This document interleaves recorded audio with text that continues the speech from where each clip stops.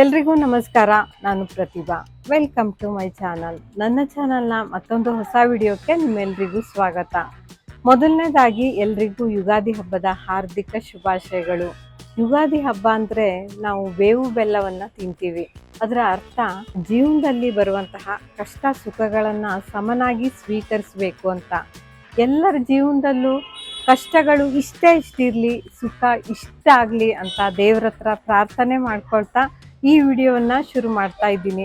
ಇವತ್ತಿನ ವಿಡಿಯೋದಲ್ಲಿ ಜಯನಗರದಲ್ಲಿ ನಡೀತಾ ಇರುವಂತಹ ಜಯನಗರ ಹಬ್ಬವನ್ನು